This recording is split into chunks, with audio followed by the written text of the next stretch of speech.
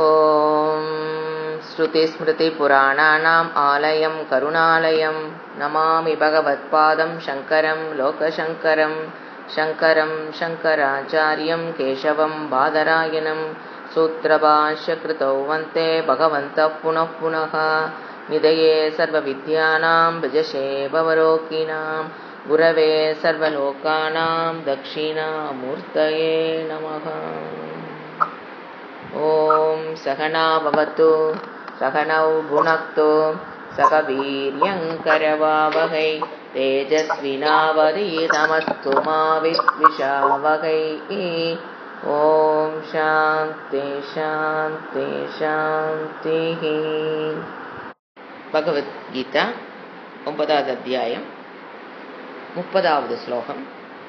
अपि चेत् सुदुराचारः भजते मामनन्यभाक् साधुरेव समन्तव्यः सम्यक् व्यवस्थितो हि सः. நம்ம போன வகுப்புல பார்த்த மாதிரி இது ஒரு பிரௌடவாதம்னு சொல்லுவோம். மிகைப்படுத்தி கூறுதல், ஒரு மோட்டிவேஷனுக்காக மிகைப்படுத்தி கூறுதல்னு ஒரு நியாயம் இருக்கு, ஒரு வாதம் இருக்கு. இங்க என்ன சொல்றார் பகவான்?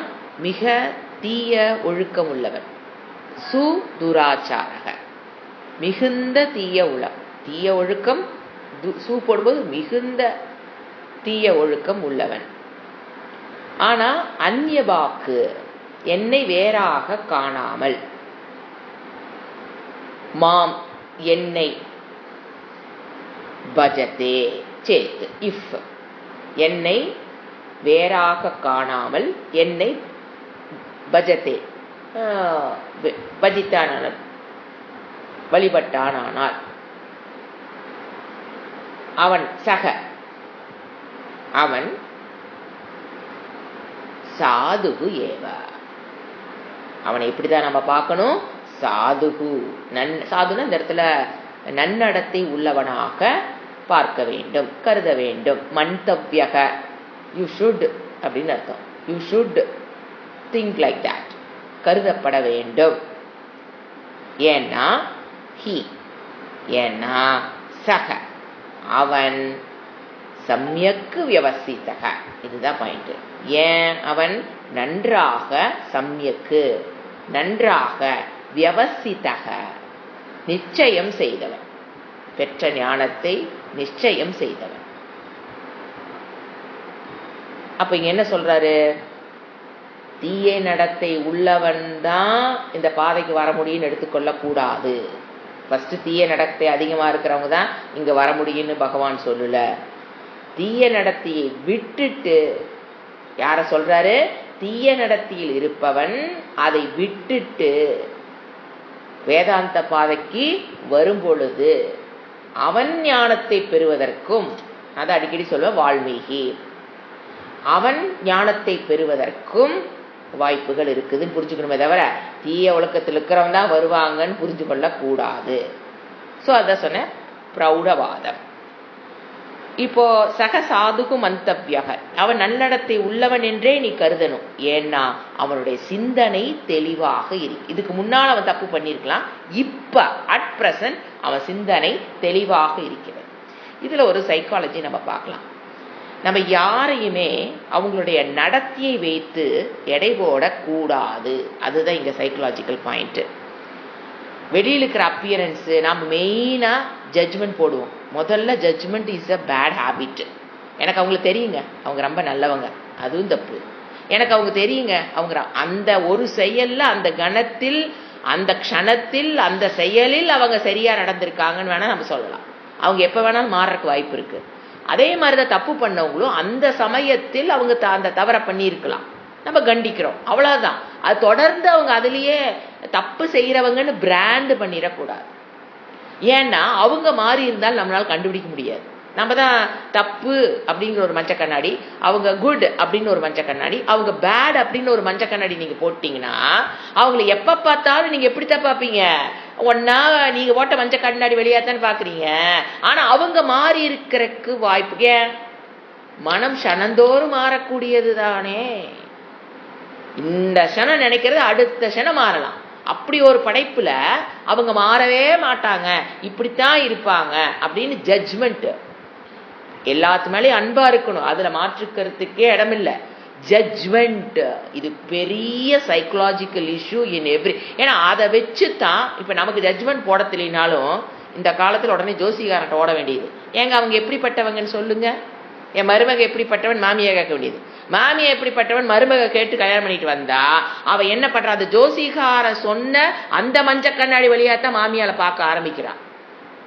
அப்ப என்ன நடக்கும்?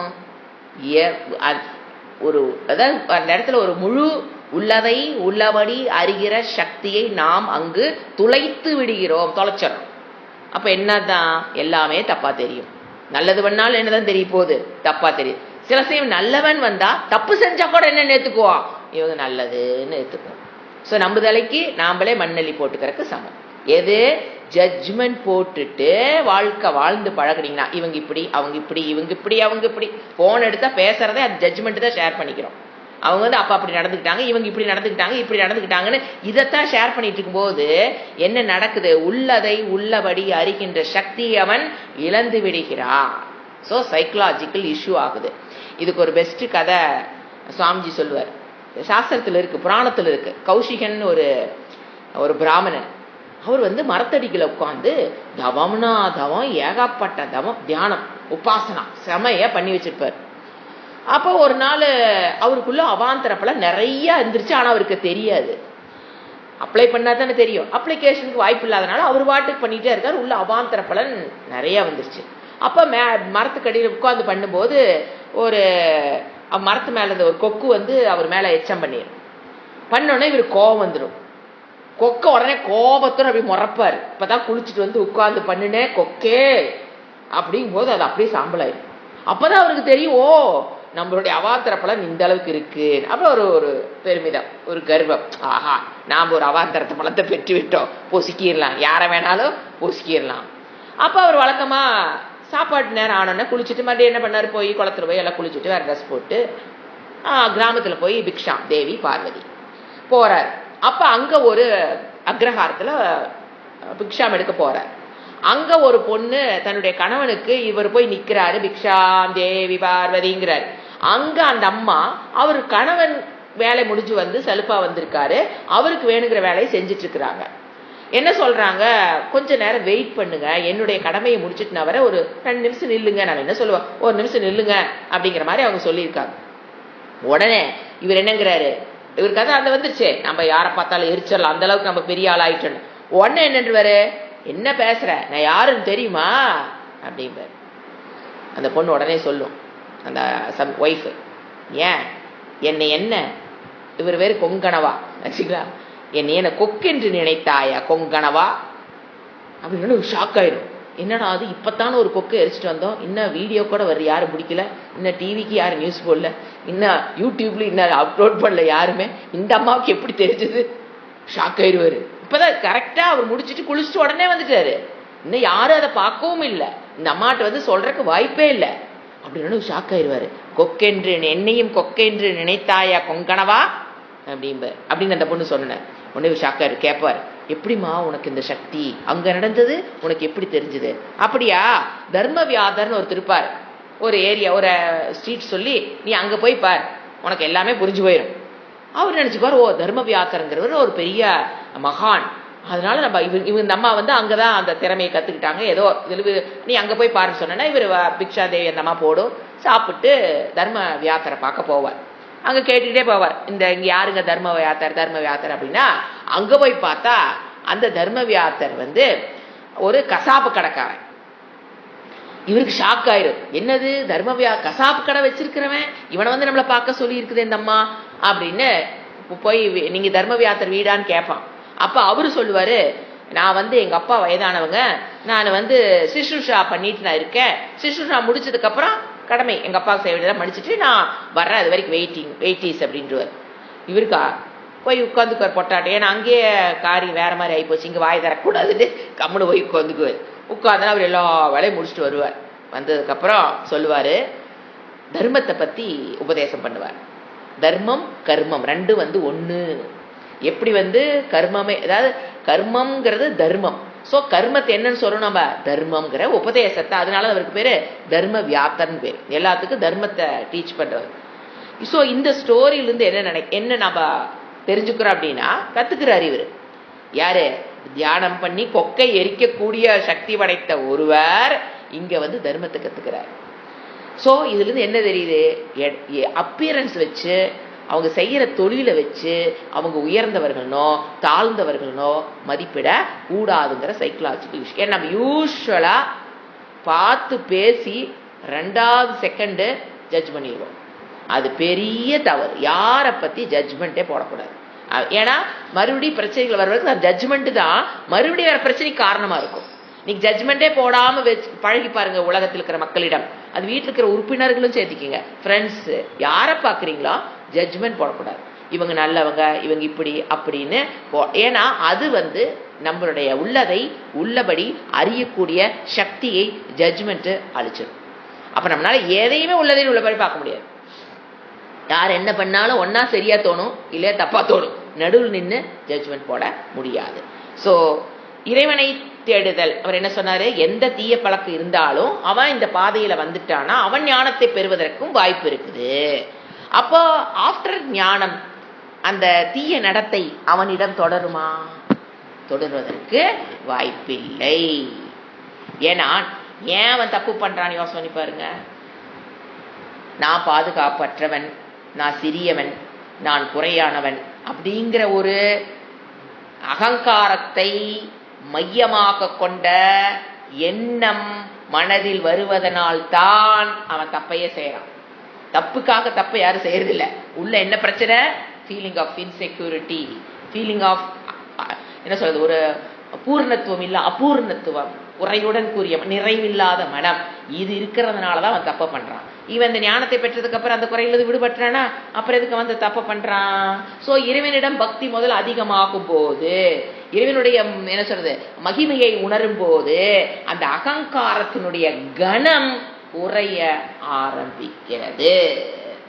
அதனாலதான் வழிபாடு சின்னதுல இருந்து ஏன் வழிபாடு கொண்டு வரோம், அந்த குழந்தையினுடைய அகங்காரம் குறையணும்னா பக்திக்குள்ள வந்தா மட்டும்தான் குறைய ஆரம்பிக்கும். கணம், அந்த அகங்காரத்து கணம் குறைகிறது. அப்போ அதுக்கப்புறம் இறைவனுடைய தத்துவத்தை என்ன பண்ணுவான், அப்பவே கொஞ்சம் அகங்காரம் மட்டாக ஆரம்பிக்கும். அதுக்கப்புறம் என்ன பண்ணுவான், இறைவனை பற்றிய தத்துவத்தை, என்ன ஈஸ்வரனை பற்றிய ஞானம், பிரம்மனை பற்றி இது மாதிரி ஆகும்போது அகங்காரம் சுத்தமா என்ன ஆயிரும், கரைந்து விடுகிறது. அந்த பயம்ங்கிற உணர்வு, பாதுகாப்பற்ற உணர்வுங்கிறது அவனுட்டு போய் விடுகிறது. குற்றம் செய்ய வேண்டியதற்குண்டான ஹேத்து அவனிடம் இல்லை. முதல்ல குற்றம் செய்வதற்குண்டான ஹேத்து அவனிடம் இருந்தது, அதனால அவன் தப்பு பண்ணுனா. இப்ப குற்றம் பண்ணுவதற்குண்டான ஹேத்துவே இல்லை, அவங்கிட்ட கரைந்து போச்சு. பயம், feeling of insecurity, feeling of unhappiness, unfulfilment, இந்த மாதிரி ஒரு சம்ஸ்கார துக்கம், இந்த சம்ஸ்காரம் இல்லாதனால என்ன பண்றான், சம்சாரம் இது பேர். சம்சார துக்கம் அவனிடம் இல்லாததுனால அவன் தப்பு செய்ய மாட்டான். இறையுணர்வு என்ன ஆகுது, மனம் பஞ்சு போல ஆகிவிடுகிறது. மென்மையாகும் போது குற்றத்திற்குண்டான காரணம் அவனிடம் இல்லாமல் போய்விடுறதுனால கண்டிப்பா அவன் மறுபடியும் தப்பு செய்ய ஏன் தப்பு செய்யறதுக்குண்டான ஹேத்து அவனிடம் இல்லாமல் போய்விடுகிறது. சோ இந்த மாதிரி தீய நடத்தையை விட்டுட்டு எங்க வந்திருக்கணும், புருஷார்த்த நிச்சயம் பண்ணி சாஸ்திரத்துக்குள்ள வந்தவனத்தான் நம்ம பேசணும். அப்ப அவன் என்ன ஆவான் அப்படின்னு பார்த்தா அடுத்த ஸ்லோகம், க்ஷிப்ரம் பவதி தர்மாத்மா சஸ்வச்சாந்தி நிகச்சதி. எதை அடைகிறான், கௌந்தேய பிரதி ஜானீஹி நமே பக்தஹ பிரணஷ்யதி. க்ஷிப்ரம், குயிக், வேக விரைவு. இவ்வளவு தப்பு பண்ணியிருந்தாலும் அந்த பக்தியோடு இந்த குவாலிபிகேஷன் அவன்கிட்ட வளர்த்திக்கிட்டான்னா வெகு விரைவில், க்ஷிப்ரம்ங்கிற வேர்டு போடுறாரு பாருங்க, வெகு விரைவில் என்ன ஆகிறான், தர்ம ஆத்மா, தர்ம சிந்தனை உள்ளவன். ஆத்மான இந்த இடத்துல சத்துச்சித்து எடுத்துக்கூடாதுங்க, மனம். தர்ம ஆத்மானா தர்ம சிந்தனை உள்ளவனாக பவதி. ஃபர்ஸ்ட் எடுத்து முடிச்சார். க்ஷிப்ரம் தர்மாத்மா பவதி. அன்வயம் பண்ணீங்கன்னா அந்த மாதிரி புரிஞ்சுக்கலாம். க்ஷிப்ரம் சீக்கிரமாக என்ன ஆயிரம், தர்மாத்மா பவதி, தர்மாத்மாவாக தர்ம சிந்தனை உள்ளவனாக ஆகிவிடுகிறான். பவதி மீன்ஸ் ஆகிறான். அப்போ சஸ்வத்து, அந்த அந்தக்கரண சுத்தி பெற்றுட்டானா சஸ்வத்து. அப்ப என்ன இருக்குது, சாஸ்வதம், தனக்குள் எந்தவித மாற்றத்தையும் ஏற்படுத்தி கொள்ளாமல் மாறாமல் இருக்கிற சாஸ்வதமான சாந்திம் நிகச்சதி, சாந்தியை அவன் அடைகிறான். சாஸ்வதமான சாந்தி. இப்ப மற்றது மூலம் நமக்கு ஒரு சாந்தி கிடைக்கும், அதெல்லாம் அனித்தியமான சாந்தி, கொஞ்ச நேரம் இருக்கும், அந்த அமைதி போயிடும். இது சஸ்வ சாந்தி, எந்தவித மாற்றத்துக்கும் உட்படாத நித்தியமான சாந்தி. அதான் சாஸ்வதம், சஸ்வத் சாந்தி. சாஸ்வதங்கிறத இப்ப என்ன இருக்குதுங்க, சஸ்வத் சாந்தி, அமைதி அவன், சாந்தி அவன் அடைகிறான். கூப்பிடுற கௌந்தேயா மே என் பக்தகா, என்ன ஒரு இது பாருங்க, அட்ஜெக்டிவ் போடுறாரு, என்னுடைய பக்தன். ஈஸ்வரன் பேசுறது ஈஸ்வர தத்துவம். உடனே கிருஷ்ணர் எடுத்து வச்சுட்டு கிருஷ்ணர் பக்தர்கள் மட்டும்னு போயிட்டு இருக்க கூடாது. மூக்கணாங்கயிறு போட்ட மாதிரி, குதிரைக்கு கடிவாளம் கட்டின மாதிரி அந்த கிருஷ்ணரையே வேணும்னு எங்க போய் நின்னுக்கிறத, கிருஷ்ணர் தானே பேசினாரு. அப்படி அல்ல, ஈஸ்வர தத்துவமாகவும் இருந்து நானும் பேசுவாரு, பிரம்ம தத்துவமாக இருந்து நானும் பேசுவாரு, கிருஷ்ணரா இருந்து நானும் பேசுறாரு. எந்த ஸ்லோகத்துல அவர் பிரம்ம தத்துவமா இருந்து பேசுறாரு, ஈஸ்வரனா இருந்து பேசுறாரு, கிருஷ்ணரா இருந்து பேசுறான்னு நாம புரிஞ்சுக்கணும்.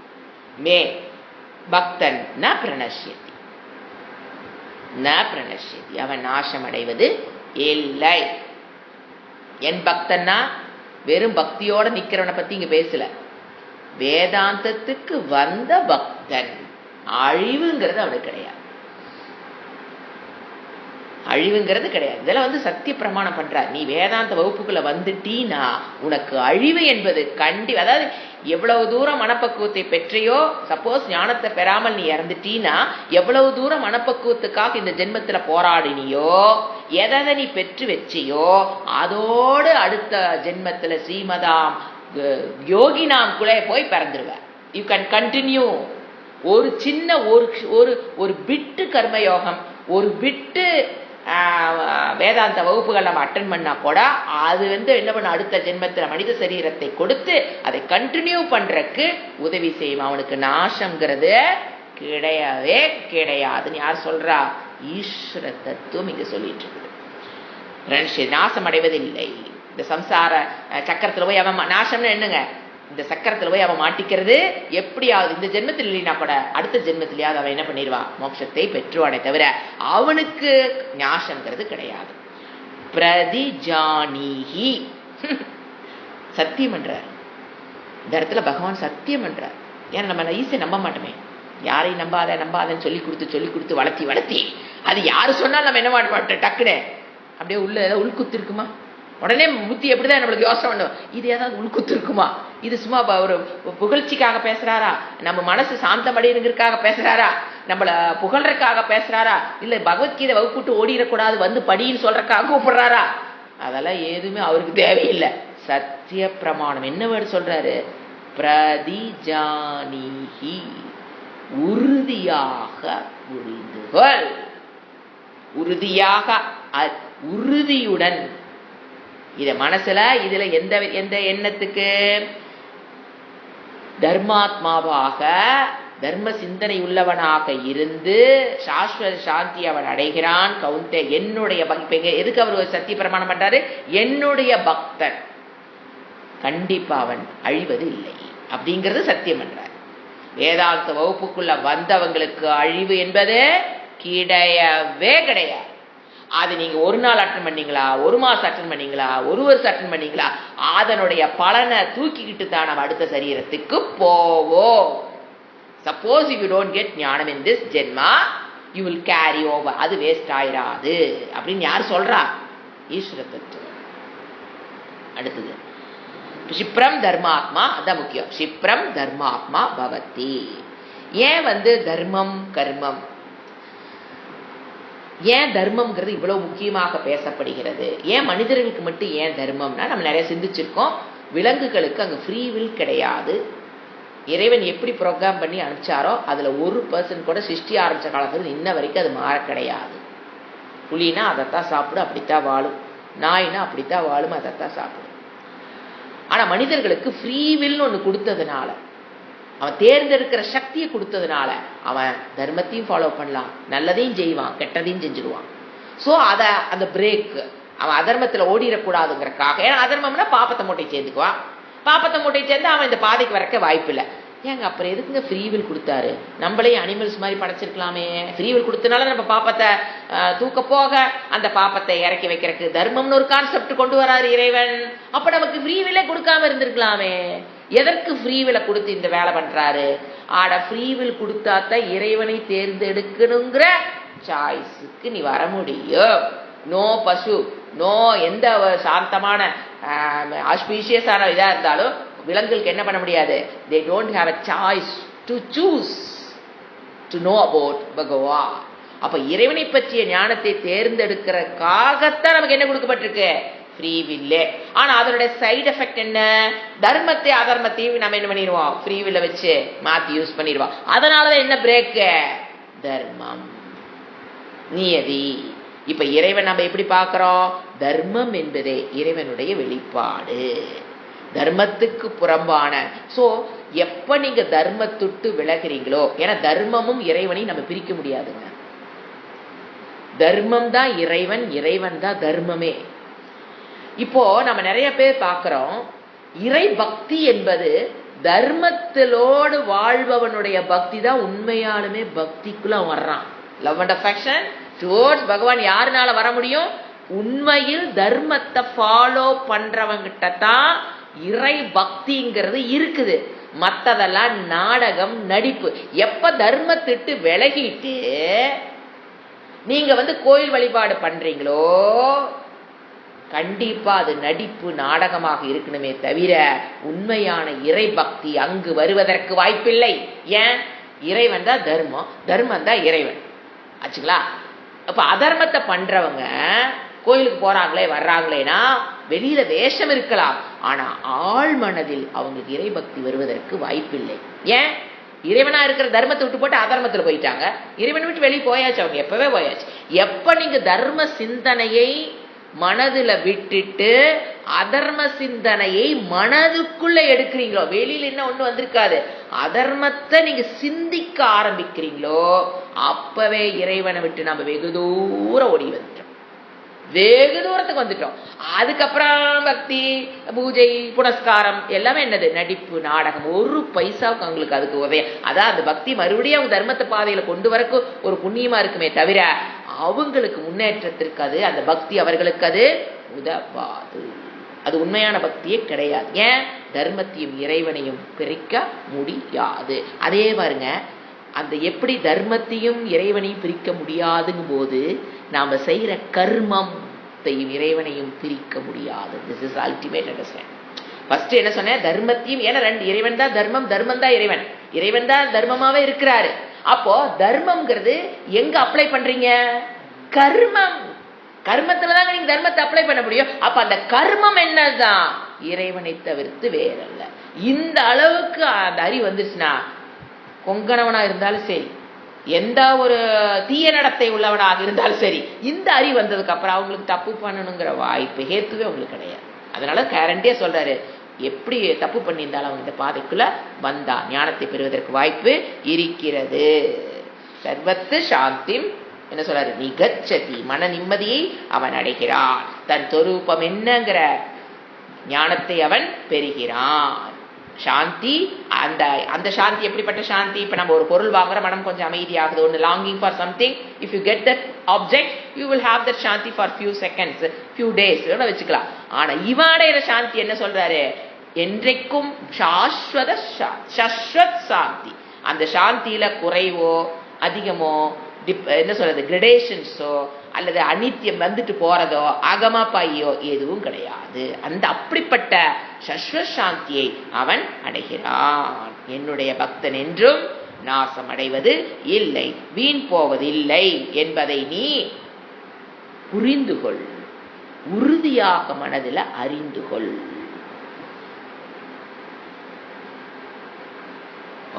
அடுத்தது இறைவன் ஒருவன் இருக்கிறார் அப்படிங்கிற நம்பிக்கை வரும்போதே அவன் தர்மத்தில் விட்டு விலக மாட்டான். அது இல்லாத வரைக்கும் தான் அவன் தர்மத்தை விட்டு போவானே தவிர, இறைவன் ஒருத்தர் இருக்கிறான் போது ஒரு இடத்துல கூட நிறைய பேர் பாருங்க, நம்ம தர்மத்தில் வாழும்னு நம்ம நினைச்சுப்போம். இது ஒரு முதிர்ந்த நிலையில் இருக்கிற சிஷ்யனுக்கு சுவாமிஜி சொல்லுவார். அதாவது ஆன் த வேல் இருக்கிறவங்க, சாதகன் வகுப்புகள் கேட்டுட்டு இருக்கவங்க, தர்மத்தை எங்க நீங்க மிஸ் பண்ணிடுவீங்க, நம்மள அறியாம மிஸ் பண்ணிட்டு இருப்போம். அது தர்மத்தை விட்டு விலகுனா நமக்கு தெரியாது. இது முதிர்ந்த நிலையிலுக்குன்னு சொல்றேன், பிகினர்ஸ் நான் சொல்லல. இப்ப பாருங்க, ஒரு ஈவெண்ட் நடந்திருக்கும், அதுல ஒருத்தர் நம்மகிட்ட ஒன்று சொல்லியிருப்பாங்க, அதுல நாம ஹர்ட் ஆயிருப்போம். நாம ஒரு தப்பு பண்ணி அவங்க ஒன்று சொல்ல போக நாம தப்பு பண்ணும்போது கண்டிப்பா ஹர்ட் தானே ஆகணும், ஹர்ட் ஆயிருப்போம். இதை நீங்க மற்றவங்க சொல்றீங்கன்னு வச்சுக்கோங்களேன், 2-3 வேர்டு ஆட் பண்ணிக்கிறது டு எம்பசைஸ். அது என்னது? அதர்மம். நான் இந்த தப்பு பண்ணினா இவங்க அதை சொன்னாங்க அப்படிங்கிறது ஷேர் பண்ண வேண்டிய அவசியமே இல்லை. தப்பு பண்ணிட்டு நம்ம பாட்டு போயிட்டே இருக்கலாம். ஆனா தப்பு பண்ணதுக்கு அப்புறம் நாம என்ன பண்றோம், நம்மள அறியாம கொஞ்சம் எம்பசைஸ் பண்றதுக்காக அவங்க சொல்லாத வார்த்தையை ஆட் பண்ணி சொல்லும் போது என்ன நடக்க, அது கேஷுவலா சொல்லி வச்சிருவோம். ஏன்னா எம்பசைஸ் பண்றதுக்காக நம்ம வேர்டு தொலைவோம். அப்ப அவங்க சொல்லாத வார்த்தைய சொன்னன்னு சொல்லும் போது அந்த இடத்துல அதர்மம் தலை தூக்கிடுச்சு. இந்த அளவுக்கு நம்ம எப்படி இருக்கோம், ஏன்னா மனதுக்குள்ளேயே என்ன இருக்கணும், தர்மம் தர்மம்ங்கிறத ஃபாலோ பண்ண. சொன்ன வார்த்தையை திருப்பி சொல்லும் போது கேர்ஃபுல்லா என்ன பண்ணணும், அந்த எம்பசைஸ் பண்றங்கிற ஒரு அர்த்தத்துல போய் என்ன பண்ணிடக்கூடாது, சொல்லாத வார்த்தையை சொன்னன்னு சொல்றது கொலைக்கு சமம். நம்ம நினைச்சுக்கிறோம் அதெல்லாம் அப்படியே கொஞ்சம் மாத்தி சொல்லிட்டு கொஞ்சம் மறந்து வார்த்தையை மாத்தி போட்டு நீங்க என்ன வேணா சொல்லலாம். ஆனா அதுவும் என்னது, கொலைக்கு சமம். ஏன்னா அவங்களை என்ன பண்ற, அந்த இடத்துல கொல்கிறோம். சொல்லாத வார்த்தை சொன்ன போது அவங்களை கொல்கிறோம்.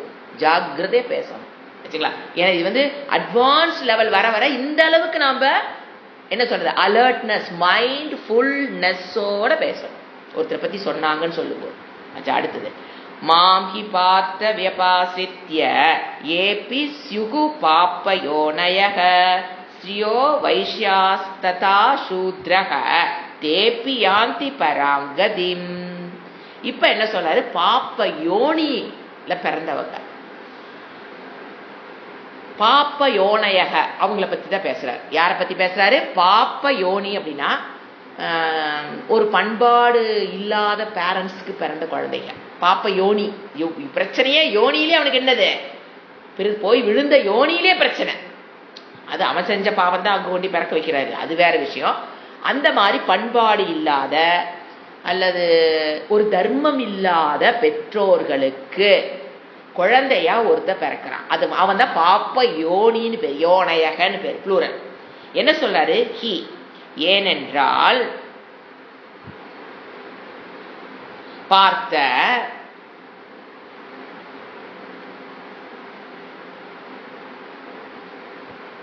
ஏன் அவன் சாந்தி அடைவான் நான் சொல்றேன் அப்படின்னா, ஹி, ஏன்னா பார்த்த யார் யாரு, இந்த பாப்ப யோனியில் பிறந்தவர்கள். ஃபர்ஸ்ட் ஸ்திரீங்கிறார், நமக்கு புஷ்னு கோபம், பெண்கள். ஏன் பாப்ப யோனையக, பெண்கள் எல்லாமே பாப்ப யோனையகன் ஏன் சொல்றாருன்னா, பெண்களாக பிறந்தவர்கள் இந்த வேதாந்த பாதையில் வருவதற்கு டிஸ்டர்பன்ஸ் அதிகம். ஏன், ஃபர்ஸ்ட் கல்யாணம் அப்படின்னா குழந்தை பெத்துக்கிறது, வளர்த்துறது, கிரகஸ்த. ஃபர்ஸ்ட் நீங்க பாருங்க, நம்ம நேரடியா பிரம்மச்சரிய ஆசிரமத்திலிருந்து சன்னியாசியா போறதுங்கிறது இந்த உலகம் அனுமதிக்காது. ஏன்னா அப்ப நம்ம பிசிக்கலா ரொம்ப வீக்கா இருப்போம். ஒரு பெண்களை தனியாக ஒரு ஆசிரமத்தில் கொண்டு விடுறது யோசனை பாருங்க. பசங்க பிரம்மச்சரிய ஆசிரமத்து சன்னியாசம் வரைக்கும் போகலாம், பிரச்சனையே கிடையாது. ஆனா பெண்கள் பாருங்க, நேர சன்னியாச ஆசிரமத்துக்கு போறக்கு வாய்ப்பு. ஏன், பாதுகாப்பு ரொம்ப சமுதாயத்துல கம்மி, ஒரு ஆசிரமத்துல போய் வாழ முடியாது, பாதுகாப்பு குறைவு. அப்புறம் சரி வேற வழி இல்லாம எங்க வர்றோம், கிரகஸ்தாசிரமத்துக்கு நாம வர்றோம். கிரகஸ்தாசிரமத்துக்கு உள்ள நுழைஞ்சோன்ன நமக்கு கமிட்மெண்ட் ஒரு 5 வருஷத்துக்கு என்ன ஆகும், குழந்தை வளர்த்துறது அப்படிங்கிற ஒரு கமிட்மெண்ட், ஃபேமிலி ரெஸ்பான்சிபிலிட்டிஸ் அப்படிங்கறது நம்ம ஒரு 5-6 வருஷத்துக்கு நிலை கொள்ள செஞ்சிடும். நம்ம கம்ப்ளீட்டா வி அவே ஃப்ரம் சாஸ்திரம் வந்துதான் ஆகணும், வேற வழியே கிடையாது. அப்போ அங்க ஒரு டிஸ்டர்பன்ஸ். அதனால சொல்றாரு பாப்ப யோனையாக. ஆனா நீங்க வகுப்பு கேட்கிற அத்தனை பேரும் அதையெல்லாம் கடந்து என்ன பண்ணிருக்கிறோம், நாம இப்போ வந்திருக்கிறோம். வாய்ப்பு கொடுத்தாரா இல்ல இறைவன்? நீ அப்படியே குழந்தைய வளர்த்திக்கிட்டே இரு, நீ குடும்பத்தோடவே இரு. நம்மளுக்கு என்ன கொடுத்தாரு? அந்த காலம் முடிஞ்சதுக்கு அப்புறம் ஒரு குருவை கொடுத்து ஒரு வாய்ப்பை கொடுத்து உட்கார வைக்கிறாரா இல்லையா? சோ நாம பாப்பா யோனைங்க பெண்கள் சொல்லிட்டா நாம தப்பா நினைச்சுக்க கூடாது. நமக்கு டிஸ்டர்பன்ஸ் அதிகம். ஆனா அதையும் தாண்டி வர முடியும். உண்மையில் ஆண்களை விட பெண்கள் சாஸ்திரம் படிக்கிறவங்க தான் அதிகம். நீங்க எந்த ஆசிரமத்திலும் போய் பாருங்க, எந்த குருஜி பின்னாலே போய் பாருங்க, பெண்கள் தான் அதிகமா இருப்பாங்க. ஆண்கள் பொறுக்கி எடுத்த மாதிரி தான் இருப்பாங்க. ஏன்? அவங்க லௌகீக விஷயத்துக்குள்ள போயறதுனால, பணம் சம்பாதிக்குங்கிற விஷயத்துக்குள்ள போனதுனால அப்படியே பிளாக் ஆயிடுவாங்க. அதை தவிர அவங்களுக்கு வேற சிந்தனையே வர்றதில்லை. அதுக்குள்ள போய் ஏன்னா 24 மணி நேரம் டேலி டேலி டேலிங்கிறாங்களே, இந்த டேலி பண்ணி பண்ணி பண்ணி பண்ணி இதை போடலாமா அங்க போடலாமா, இதை போடலாமா அங்க போடலாமா, இதை பண்ணலாமா அதை பண்ணலாமா, பணம் பணம் பணம் பணம், புகழ் பேர் தொழில் சிறப்பு, இப்படி போனதுனால அவங்க தான் இந்த காலத்துல வர்றதில்லை. ஸோ அதனால சொல்றது ஸ்ரீ தப்பா புரிஞ்சுக்கொள்ள சாஸ்திரம் பெண்கள்னா பாப்பா யோனையாக சொல்லுது, போன ஜென்மத்துல பாப்பா பண்ணுங்க தான், அப்படி கிடையாது. தவறா புரிந்து கொள்ளக்கூடாது. அடுத்து யாரு? வைஷ்யாக. நான் சொன்னேன் இல்லைங்களா, பிசினஸ் பண்றவங்க. பிசினஸ் பண்றவங்க இந்த லைனுக்குள்ள வரவே முடியாதுங்க. ஏன்னா ஃபுல் டைம் ஒரு டாக்டர் ப்ரொஃபஷனல் இங்க எடுங்க, ஏதாவது ப்ரொஃபஷனல் யாராவது படிக்கிறாங்களான்னு பாருங்க, பிடிச்சி இழுத்து பிடிச்சி கொண்டாந்து உட்கார வச்சாலும் எனக்கு ஒரு லைன் கூட புரிய மாட்டேங்குதே அப்படிதான் சொல்றாங்க. படிக்கிற காலத்துல அவ்வளவு இன்டெலிஜென்ட்டா இருந்திருப்பாங்க. நம்ம இவங்க சொல்ற வார்த்தை இப்ப கேட்டா ஆச்சரியமா இருக்கும். எனக்கு ஒண்ணுமே புரியவே மாட்டேங்குதே, உட்கார்ந்து கவனிக்கவே முடியலையே. ஏன்? Preoccupied mind with business. Daily daily, இங்க பணத்தை பண்ணலாமா அங்க பணத்தை பண்ணலாம். பிசினஸ் பண்றவங்க ப்ரொஃபஷனல்ஸ் இருக்கிறவங்க இந்த பாதைக்கு வர முடியாது. இப்ப நான் கேட்கிறேன், ஹவுஸ் ஒய்ஃபா இருந்து வேதாந்தம் படிக்கிறது கிஃப்டடா, ப்ரொஃபஷனலுக்குள்ள போய் பெண்கள் பிசினஸ்குள்ள போய் வேதாந்த பாதைக்குள் வராதவங்க கிஃப்டடா? சிந்திச்சு பாரு. ஆனா இறைவன் பார்த்தா அவங்களுக்கு சொசைட்டிக்குள்ள அவங்க நிறைய கொடுத்த மாதிரி நமக்கு இறைவன் கொடுக்காத மாதிரி தெரியும். நம்மளுடைய எஃபிஷியன்சிக்கு நானா தான் இப்படி சம்பாதிப்பேன் தெரியுமா, நம்ம நினைச்சுக்கோ. என்னை மட்டும் சம்பாதிக்க விட்டுருந்து பாருங்க, நல்ல நாமளும் பேசுனதுதான். என்னை மட்டும் அந்த இடத்துல உட்கார வச்சு பாருங்க, உங்களுக்கு மேல நான் சம்பாரிச்சிருவேன். எல்லாம் என்னை போட்டு அமுக்கி வச்சு இதெல்லாம் அறியாமையில் பேசுறது. இறைவன் அட நீ பிசினஸ்குள்ள போய் மாட்டிக்காத, ப்ரொஃபஷன்ல போய் மாட்டிக்காத, யூ கேனாட் கெட் டைம். அப்படி டைம் கிடைச்சால் மண்டை ஃபுல்லா preoccupied with business, preoccupied with professions. அப்ப என்ன மண்டைக்குள்ள உனக்கு இடம் இல்ல, சாஸ்திரம் உள்ள நுழையறக்கு இடம் இல்லாமல் போய்விடும். அந்த பெருமை வேற, கர்வம் வேற. நான் இத்தனை சம்பாதிச்சிட்டேன், எனக்கு இத்தனை பேஷன்ஸ், நான் இத்தனை ஆர்கனைசேஷன் வச்சிருக்கேன், நான் இவ்வளவு டேர்ன் ஓவர் பண்றேன், அந்த பெருமை வேற வந்துடுது. சோ இறைவன் யாரை காப்பாத்தணும்னு நினைக்கிறாரோ அவங்களத்தான் ஹவுஸ் ஒய்ஃபா கொண்டாந்து உட்கார வச்சிருக்காரு. யார கை கழுவி விட்டுட்டாரோ அவங்களத்தான் கொண்டு எங்க உட்கார வச்சிருக்கிறாரு? சம்பாதிக்கிற இடத்துல கொண்டு உட்கார வச்சிருக்கிறாரு. நாம ஆனா உள்டாவா புரிஞ்சு வச்சிருக்கிறோம் உலகத்தை, வாழ்க்கை. இறைவன் எனக்கு பாரு ஒண்ணு கொடுக்கல, இறைவன் எனக்கு அந்த வேலை கிடைக்கல, எனக்கு அங்க நிறைய இடத்துல போய் திரும்பி வந்திருப்போம். வேலை கிடைக்காம போயிருக்கலாம், இல்ல வீட்டுக்கார வெளியில அனுப்ப ஒரு கேரக்டரா இருக்கலாம், அதெல்லாம் நமக்கு நல்லதுங்க. நீ வெளியில போய் வேலை செய்யாதுன்னு ஒரு கணவன் சொல்றாருன்னா இறைவன் மூலியமா சொல்ல வைக்கிறாரு. எதுக்கு? Be a housewife, you find enough time for shastra, இந்த ஜென்மத்தோட முடிச்சுட்டு போய் தொலை அப்படிங்கிறக்காகத்தான் கணவன் ரூபமா அவரு பேசுறாரு. ஆனா நாம என்ன சொல்லுவோம், இந்த கணவன் என்னை அடிமைப்படுத்திக்கிறான், எனக்கு இந்த வாச்சது சரியில்லை, என்னது பெற்றதும் சரியில்லை, பையனும் வெளியே விட மாட்டேங்கிறான், வீட்டுக்கார விட மாட்டேங்கிறான், 4 காசு பார்க்க விட மாட்டேங்கிறான், நாம நொங்க பேசணும். ஆனா இறைவன் நம்மளை எங்க கொண்டு உட்கார வச்சதுனாலதான் நம்ம என்ன பண்றோம், இப்போ வேதாந்த பாதையில் போறோம்னா இறைவனுடைய அருள்னாலதான் நமக்கு அதெல்லாம் தள்ளி விட்டு அங்கேயெல்லாம் நமக்கு நம்ம போய் சேர்ந்த இடத்துல கழட்டி விட்டு இங்க கொண்டாந்து உட்கார வச்சிருக்காரு. ஆனா நாம அதை நோக்கி போயிருப்போம். ஒரு டிகிரி படிக்கும் போது ஒரு வேலைக்கு போலான்னு ஆசை வந்திருக்கும். ஏன்னா மத்தவங்க சம்பாதிக்கிறாங்க இல்லையா, அவங்க சம்பாதிக்கிறாங்க, அவங்க ஃப்ரீயா செலவு பண்றாங்க, அவங்க குழந்தைக்கு இத்தனை செலவு பண்றாங்க, நம்ம வேற ஒண்ணு காசு கொடுக்க மாட்டேங்கிறா. அப்படி அல்ல, நமக்குத்தான் இறைவன் அருள் புரிந்திருக்கிறார், அவங்களை கை கழுவி விட்டுட்டா. இது புரியணும். be proud to be a housewife. நிறைய பேரு வீட்டுல தாங்க இருக்கிறேன் சொல்லும் போது அவ்வளவு ஒரு தங்களுக்கு தாங்களே பார்ப்போம். என்ன பண்றீங்க? வீட்டுல தான் இருக்கிறேன். ஏன் அப்படி சொல்லணும்? பெருமை. நான் ஹவுஸ் ஒய்ஃபா இருக்கேன், அதுல என்ன? எல்லாரும் அவங்க ஆபீஸ்ல போய் வேலை செய்யற, அது இன்னொருத்துக்கு கீழே நீ உட்காந்து சம்பளம் வாங்கிட்டு இருக்கிற, நான் வீட்டுல நானே ராணி ராணே குயின், என்ன அதுல எதுவுமே கேவலமே கிடையாதுங்க. ஆனா இந்த இடத்துல சிக்கின நம்ம ஜெனரேஷன் தான் அடுத்த குழந்தைகளை, பெண் குழந்தைகளை வளர்த்தும் போதே நீ சம்பாரிச்சு பழகு, நீ அதாவது சம்பாதிக்கிறது தப்புன்னு சொல்லல, அதுலதான் நீ சுதந்திரத்தை அடைய முடியும்னு சொல்லி கொடுத்த பாத்தீங்களா நம்ம ஜெனரேஷன். அதனாலதான் இந்த ஜெனரேஷன் தடுமாறுது. சுதந்திரங்கிறத நாம தப்பா சொல்லி கொடுத்துட்டோம். 60, 70 பிறந்தவங்க குழந்தைகளுக்கு என்ன சொல்லி கொடுத்துட்டோம், நீ தனியா சம்பாதிச்சாதான், பிசினஸ் பண்ணாதான், ப்ரொஃபஷனா இருந்தாதான் you can have a happy லைஃப்னு மண்டூகமா சொல்லி கொடுத்து அந்த குழந்தைங்க அதுல வளர்ந்ததுனாலதான் இப்ப என்ன நினைக்குது, சம்பாதிச்சாதான் ஃப்ரீடம், சுதந்திரம் அப்படின்னு நினைச்சதுனால அவங்கனால பாருங்க பாவம் குழந்தையும் ஒழுங்கா வளர்த்த முடியறது இல்லை, வேலையிலையும் போய் உருப்படியா வேலை செய்ய முடியும். எப்படி பிசிக்கலா அவ்வளவு வீக்கா இருக்கிறவங்க எல்லா கஷ்டத்தையும் தாண்டி வீடையும் மெயின்டைன் பண்ணணும், குழந்தைகளையும் மெயின்டைன் பண்ணி ஆகணும், ஜாபையும் மெயின்டைன் பண்ணி ஆகணும். டு த கோர் கஷ்டப்படுறாங்க இந்த காலத்து பெண்கள், டு த கோர் கஷ்டப்படுறாங்க, எல்லாம் ப்ரெஷர். அப்புறம் என்ன சொல்றாங்க இப்ப ஸ்கூல்ல எங்களுக்கு ஒர்க்கு லைஃப் பேலன்ஸை பத்தி எங்க ஸ்கூல் ஸ்டாஃப்க்கு கொஞ்சம் சொல்லி கொடுங்கன்னு இப்ப கேட்கறாங்க. எவ்ரிபடி இஸ் இன்டென்ஷன், அத்தனை பேர் இன்டென்ஷன். வீட்டுக்கு ஸ்கூலுக்கு வந்தா குழந்தைங்க தம்பேச்சு கேட்க மாட்டேங்குது, இங்க வந்தாலும் டென்ஷன், வீட்டுக்கு போனாலும். ஏன்னா குழந்தைகள் நம்ம நல்லா வளர்த்துலன்னு அந்த மனசாட்சி இருக்கும் பாருங்க, உள்ள வச்சு செய்யும். சோ ப்ரெஷர், இங்கேயும் செய்ய முடியல அங்கேயும் செய்ய முடியல. என்ன ஆச்சு, டோட்டல் கன்ஃபியூஷன்ஸ். இது யாரு, அதனாலதான் இறைவன் என்ன சொன்னாரு, ஸ்ரீ பாப்பயோனையக வேண்டாம். அடுத்தது ததா, இப்ப யார பாப்பயோனையங்கிறாரு, ததா அவ்வாறே சூத்ராகா, டெய்லி வேஜஸ், பிசிக்கல் ஒர்க்கை பண்ணி சாப்பிட்றோம். அவங்களுக்கு அவங்களுக்கு எங்க டைம் இருக்க போகுது, காலையில 7 மணிக்கு போகணும், எல்லாம் சமைச்சு வச்சுட்டு போகணும், திருப்பி சாயங்காலம் வர போறாங்க. அவங்களால என்ன பண்ண முடியாது, சமுதாயத்தில் மற்றவர்களுக்காக தன்னுடைய பிசிக்கல் ஒர்க்கை கொடுக்கிற சூத்திரன். ஜாதியெல்லாம் இங்க கொண்டு வரக்கூடாது. யார் சூத்திரன், ஒரு ஐடி கம்பெனி இருக்கவங்கள யாரு தன்னுடைய பிசிக்கல் ஒர்க்கை இன்னொருத்தருடைய கம்பெனி, இன்னொரு ஓனருக்காக தன்னுடைய பிசிக்கல் ஒர்க் கொடுத்துறானா இல்லையா, சூத்ரகா.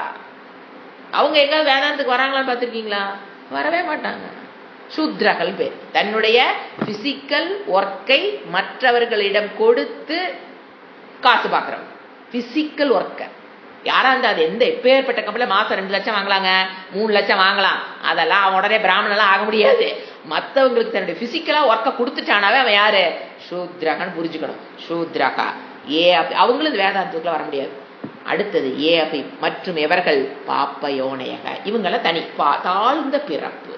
அதே தாழ்ந்த பிறப்புனாங்க ஜாதியை வச்சு இல்ல, ஒரு பண்பாடு இல்லாத பேரண்ட்ஸ் பாப்பயோனையக, அல்லது ஒரு என்ன சொல்றது, ஒரு தர்மம் இல்லாத ஒரு பேரண்ட், அவங்களுக்கு போய் பிறந்தவங்க என்ன சொல்றாரு, இருக்கிறார்களோ சியூகுனா யார் யார் இருக்காங்களோ, தேபி அவர்களும், பெண்களும் இந்த பாதைக்கு வர முடியும், பிசினஸ் பண்றவனும் இந்த பாதைக்கு வர முடியும், சூத்ரர்களும் இந்த பாதைக்கு வர முடியும். ஏன் தவறான பேரண்ட்ஸுக்கு பிறந்த குழந்தைகளும் இந்த பாதைக்கு வர முடியும், வரலாம். ஆனா ஒரு குரூப் என்ன சொல்லுது, you are not qualified to study வேதம், you are not qualified to chant வேதம், சொல்லுதா இல்லையா?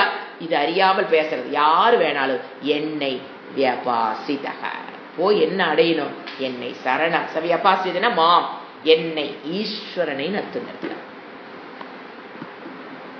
மாம்னா யாரு, ஈஸ்வரனாகிய என்னை வியபாசித்ய வினையச்சம் சரணாகதியாக கொண்டு, சரணடை. நீ எங்க வேணா பிறந்துரு, அதை பத்தி டசன்ட் மேட்டர்.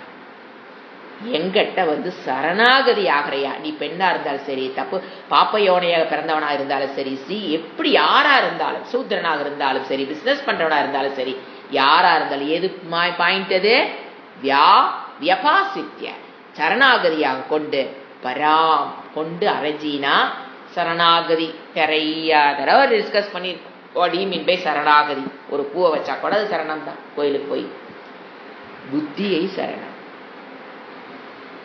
எதை சரணம் பண்ணணும், புத்தி. அவன் மேலான கதியை யாத்தி. ஏன்னா நமக்குள்ள ஒரு பிலாசபி வச்சிருப்போம், அதெல்லாம் ஓரமா வச்சுட்டு இறைவன் என்ன சொல்றாரு இந்த உலகத்தை பத்தி, என்னை பற்றி, ஈஸ்வரனை பத்தி இறைவன் என்ன சொல்றாருன்னு கேட்கிறோம், ஸ்ரத்தையோடு கேட்கறதுக்கு பேர் தான் சரணாகதி. என்னுடைய பிலாசபிய ஓரமா ஒதுக்கி வச்சுட்டு அவன் தான் புத்தியை சரணாகதி பண்றானோ அவன் கண்டிப்பாக என்ன சொல்றாரு, பராம்கதி மோட்சத்தை அவன் அடைகிறான். என்ன வேணா பிறந்திருக்கலாம், பெண்ணா பிறந்திருக்கலாம், சூத்திரனா பிறந்திருக்கலாம், வைசியனா பிறந்திருக்கலாம், பாப்ப யோனியில பிறந்திருக்கலாம், தவறான பேரண்ட்ஸுக்கு பிறந்திருக்கலாம், ஆனா அவன் கண்டிப்பாக மோட்சத்தை அடையலாம். சோ மனிதனாக பிறந்த அனைவரும் வேதத்தை படிப்பதற்கு குவாலிஃபைடு இங்க சத்தியம் பண்றார். இதெல்லாம் தெரியாம தான் ஒரு குரூப் சுத்தி இருக்குது, அதை படிக்க கூடாது, இது படிக்க, பெண்கள் படிக்க கூடாது, அவங்க படிக்க கூடாது, இவங்க படிக்க கூடாது. யாரு சொன்னா? இவங்க எல்லாருமே அது ஸ்ரீங்கிற வார்த்தையை போட்டதுக்கு அப்புறம் எப்படித்தான் பெண்கள் படிக்க கூடாதுன்னு ஒரு வார்த்தையை வெளியில, அதான் என்னன்னா அதை எடுத்து பேசுறது நமக்கு அறிவில்லாதனாலதான் அவங்க நம்மளை அமைச்சு வச்சிருக்காங்க. ஸ்ரீ போட்டாங்க இல்ல, பெண்கள் படிக்கலாம், பகவத்கீதை மீனிங், பாஷ்யம், ஏது உபனிஷத்து எல்லாமே படிக்கலாம். உபனிஷத்து படிக்கணும் சேன் பண்ணாம எப்படிங்க உபனிஷத்து படிக்கிறது? தைத்திரியத்தை சேன் பண்ணாம எப்படிங்க நீங்க உபனிஷத்தை படிப்பீங்க? உடனே சாண்டிங் மட்டும் பண்ணக்கூடாது, வேதாந்தம் மட்டும் கத்துக்கோ. கேட்டு பாருங்க, என்னங்கிட்ட ஒரு சொன்னாங்க, பெண்கள் நீங்க படிக்க கூடாது. ஏங்க நாங்க வேதாந்தம், அப்ப தைத்திரியம் நீங்க படிக்கிறீங்க மீனிங். அப்போ தைத்திரிய சாண்டிங் இல்லாம எப்படிங்க நீங்க சாண்டிங் மட்டும் வரக்கூடாது, நீங்க வேதாந்தம் கத்துக்கோ சாண்டிங் வராதுன்னு ஒரு பிராமணன் கிட்ட ஆர்குமெண்ட். எது சாண்டிங் பண்ணிடாத, ருத்ரமலம் பண்ணக்கூடாது, பட் நீ வேதாந்தம் எனதையே கத்துக்கோ, அதோட பிரச்சனை கிடையாது. அப்படின்னா இப்ப தைத்திரிய உபனிஷத்து எப்படி படிக்கிறது? சாண்டிங் இல்லாம எப்படி படிக்கிறது? இப்படியே அதுக்கு என்னமோ ஒரு வார்த்தை சொல்லி என்னை அடைச்சேன். எப்படி சாண்டிங் இல்லாம எப்படி நீங்க தைத்திரியம் படிக்கிறது? சாண்டிங் இல்லாம எப்படி முண்டக்கோபனிஷத்து படிக்கிறது? சாண்டி கடவுபனிஷத்து எப்படி படிப்பீங்க? அது இருக்கிற வார்த்தை இறைவன் வார்த்தையை நீங்க சொல்லாம எப்படிங்க படிக்கிறது?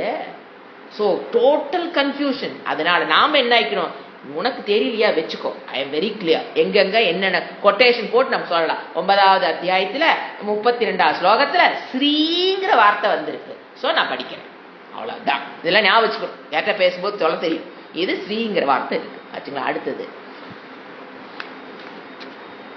கதியை சரணாகதி அடையறதுதான் முக்கியம் சொல்றாரே தவிர, நீ சூத்திரனா பிறந்தியா, வைசியா பிறந்தியா, பெண்ணா பிறந்தியா, இல்ல தவறான தாய் தந்தையருக்கு பிறந்ததை பத்தி கவலைப்படாத. ஓப்பன் ஸ்டேட்மெண்ட் பை ஈஸ்வரகா. அடுத்து 33. கிம் புனர் பிராமணாக புண்ணியாக பக்தாக ராஜஸ்ரயஸ்ததா அநித்யம சுகம் லோகமிமம் பிராப்ய பஜஸ்வமாம். வெரி ஈஸி ஸ்லோகம். இவங்களுக்கே இந்த கதினா, பிராமணனா ஒருத்தன் பிறந்தான்னா அப்படிங்கிற, புண்ணியாக புண்ணியசாலி, பிறக்கும் போதே எங்க பிறக்கிறான்? பிராமணாக. பிராமணனாக அவர்கள் பிறந்தா அவங்கள புண்ணியசாலிய. புண்ணியம்னா பிராமணா பிறக்கிறதே புண்ணியம்னா, அவன் பிறக்கும் போதே வேதத்தினுடைய அந்த கற்றுக்கொள்கிற வாய்ப்போட பிறக்கிறான். பாப்பம் பண்ண பேரண்ட்ஸுக்கு பிறக்கும் போது அவனுக்கு அந்த வாய்ப்பு வருமா என்னங்கிறது ஒரு லாட்டரி சீட் மாதிரி. ஆனா ஒரு பிராமணோட வீட்டுல, ஒரு யோகியோட வீட்டுல, பிராமணனா யாருங்க இங்க பூணூல் போட்டிருக்கணும் இல்ல, அப்படியே புரிஞ்சு கொள்ளக்கூடாது. தாய் தந்தையர் வேதாந்தத்துக்குள்ள வந்துட்டா அது அந்த தாய் தந்தையர் பிராமணன் எடுத்துக்கணும். சத்தோகுண பிரதானன்னு பிராமணன் டெபினிஷன். பிராமணன் என்னங்க? சத்தோகுண பிரதானக பிராமணக. அப்ப வேதத்துக்குள்ள வந்துட்டா பிரம்மனை அறிந்தவர்கள் யாரு? பிராமணக. பிரம்மனை அறிந்தவர் பிராமணக. சோ பிரம்ம தத்துவத்தை அறிந்து அவங்களுக்கு என்ன சொல்லுவோம்? யோகிம்போம். அந்த மாதிரி யோகி வீட்டுல வந்து பிறக்குது ஒரு குழந்தை அப்படின்னா கண்டிப்பா அவங்கள புண்ணியம் பண்ணி இருக்கணும். ஏன்னா பிறக்கும் போதே அவங்களுக்கு என்ன கிடைக்குது? வாய்ப்பு. ஓ உலகத்துல இப்படி ஒண்ணு இருக்குதுன்னு அவங்களுக்கு அது வர்றாங்களோ இல்லையா அது வேற விஷயம். பட் புண்ணியம் இருக்காதான் அந்த மாதிரி வீட்டுல வந்து பிறப்பாங்க. யாரு? புண்ணியாக புண்ணியசாலியான பிராமணாக.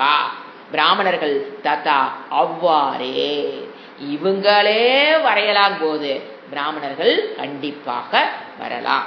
அவ்வாறே தத்தானா அவ்வாறே பக்தாக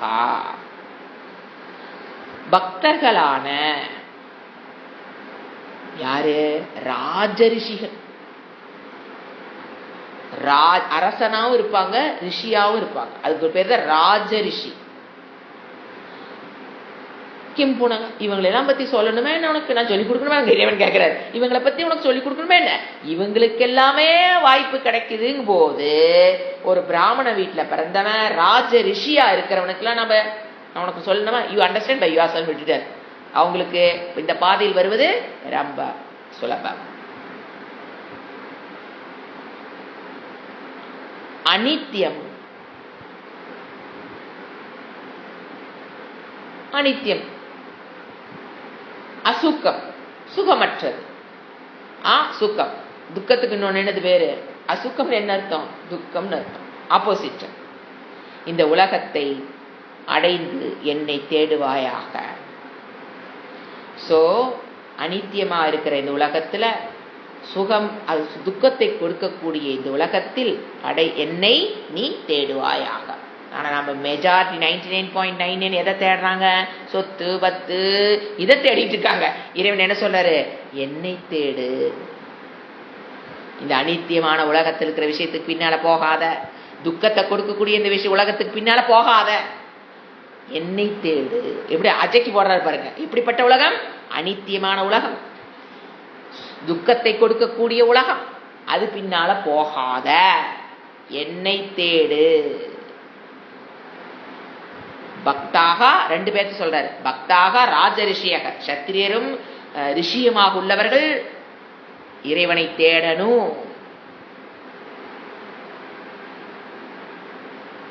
அதான் சொல்ற. அந்த மாதிரி ஒரு ராஜ ரிஷியா இருக்கிறவங்களும் என்ன பண்ணணும்? என்னை தேடணும். பக்தர்கள் கண்டிப்பா என்னை தேடணும். பக்தாக.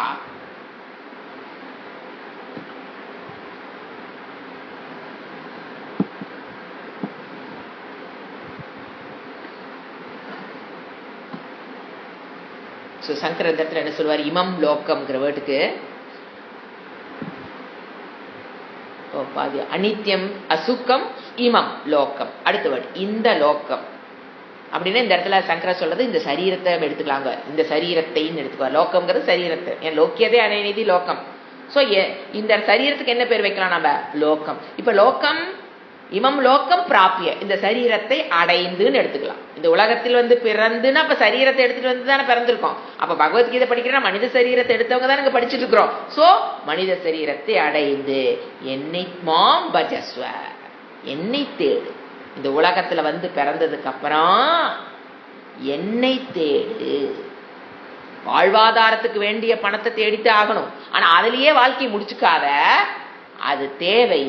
இது வாழ்க்கையினுடைய லட்சியம். என்னை அடைவது என்பது லட்சியம், பணத்தை அடைவது என்பது லட்சியம் அல்ல, தேவை. இந்த டீவியேஷன் பண்ணி அண்டர்ஸ்டாண்ட் பண்ணி என்னை தேடு.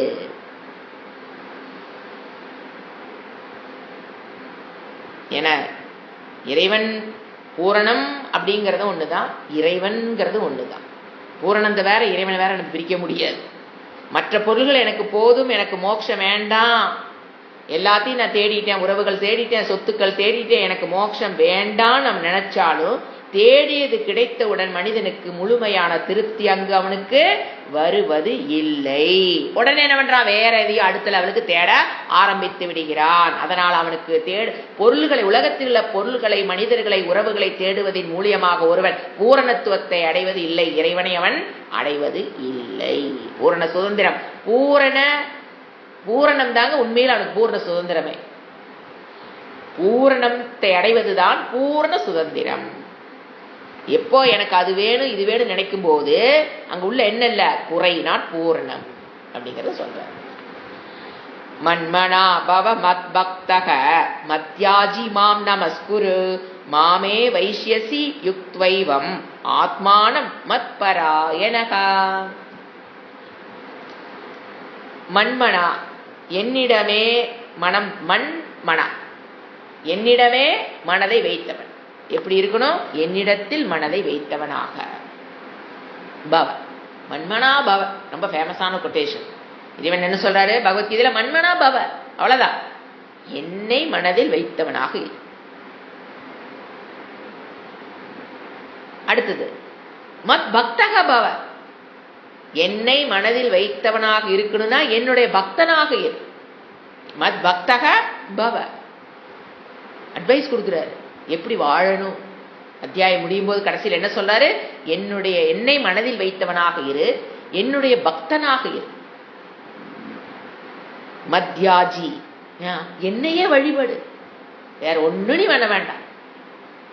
என்னை நீ மத்யாஜி உஜி யாஜி வழிபடு.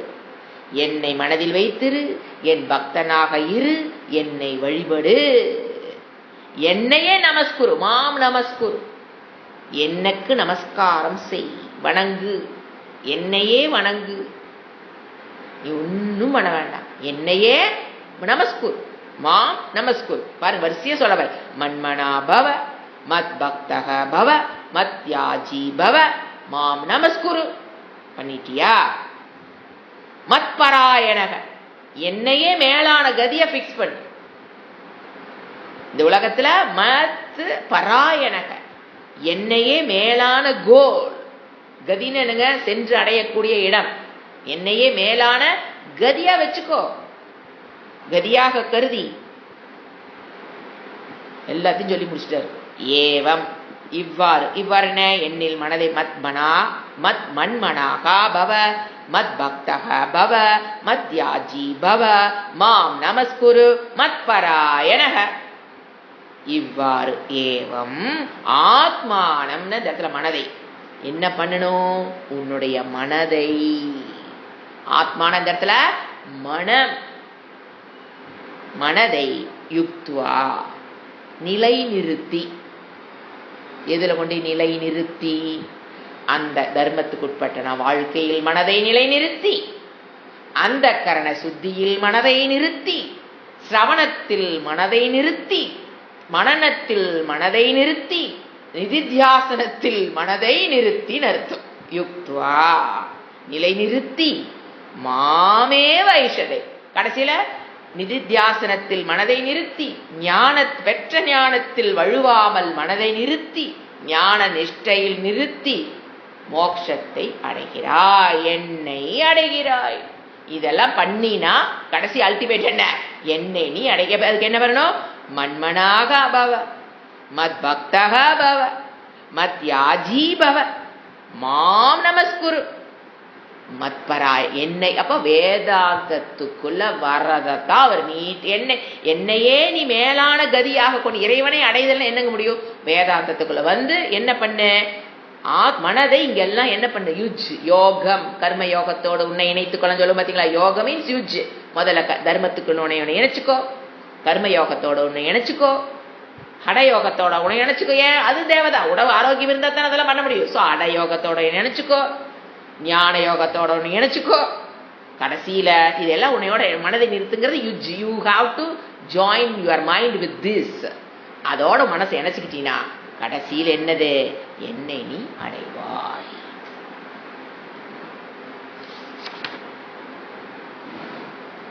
ஒரு முக்கியமான ஸ்லோகம், அடிக்கடி கொட்டேஷன்ல பெரிய ஆச்சாரியர்கள் கொடுக்கிற ஸ்லோகம் இது. 9வது அத்தியாயத்தினுடைய கடைசி ஸ்லோகம். ஏன்னா மத் மன்மனா பவ, மத் பக்த பவ, மத் யாஜி பவ, மாம் நமஸ்குரு. என்ன பண்ணணுங்கிறத ஓப்பனா கொடுக்குற. இதெல்லாம் பண்ணினா நீ எங்க? என்னை வந்து அடைவாய். மாம் ஏவ ஏஷ்யசி, நீ அது பாருங்க, மாம் ஏவ ஒரு போடுறாரு பாத்தீங்களா? சிந்திச்சு பார்க்கணும் அந்த இடம். என்னையே அடைவாய். இறைவனோடு ஒன்றுபடுதல் என்பதை நாம் சரியாக புரிந்து கொள்ள வேண்டும். இறைவனுடன் ஒன்றாவது என்பது புதிதான ஒரு உறவா அல்லது ஏதாவது உணர்ச்சி பூர்வமாக ஒரு அனுபவமா? என்னை நான் அடைதல், இறைவனை அடைதல் என்பது என்னது? என்னை நான் அடைதல் தான். இவர் என்ன சொல்றாரு? இறைவனை அடைவா. ஏன்னா என்ன, நான் எங்க தொலைச்சிருந்தேன்? அது எல்லாத்தையும் தொலைச்ச இடத்துல இருந்து விட்டு என் வீட்டை கண்டுபிடிச்சு என் வீட்டுல வந்து ராணியாக அமர்ந்து கொண்டு விட்டேன். எங்கெங்க தொலைச்சிருந்தேன்? என்னைய சரீரத்துல தொலைச்சிருந்தேன், மமக்கார விஷயத்துல தொலைச்சிருந்தேன், அகங்கார விஷயத்துல தொலைச்சிருந்தேன், இந்திரியத்துல தொலைச்சிருந்தேன், சரீரத்துல தொலைச்சிருந்தேன், இந்த உலகத்தோட அனுபவங்களை தொலைச்சிருந்தேன். இங்க எல்லாம் என்னை நான் தொலைச்சிட்டேனா? இது எல்லாத்தையும் தொலைஞ்ச என் வீட்டை கண்டுபிடித்து என்னில் நான் அமர்ந்தல், அதத்தான் இறைவனை அடைதல். மாமேவ ஏஷ்யசி, முக்கியமானவர். மனதை ஒருமைப்படுத்தி நிலைப்படுத்தினா நீ என்னை அடைவாய். ஓகே, இதோடு இந்த அத்தியாயம் முடியுது. ஓம் தத்சது. இது ஸ்ரீமத் பகவத்கீதாசு உபனிஷத்சு பிரம்ம வித்யாயாம் யோகசாஸ்திரே ஸ்ரீ கிருஷ்ணார்ஜுன சம்வாதே ராஜ வித்யா ராஜ்ய குஹ்ய யோகோ நாம नवमोऽध्यायः। ओम शांति शांति शांति। हरि ओम। श्री गुरुभ्यो नमः। हरि ओम।